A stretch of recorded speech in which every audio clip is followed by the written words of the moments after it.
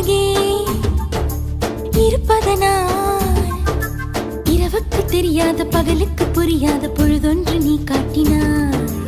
இதயத்தில் நீ இருப்பதனால் நான் தூங்கும் நேரத்தில் என்னுள்ளே தூங்காமல் நெஞ்சுக்குள் வாயாடினாய்.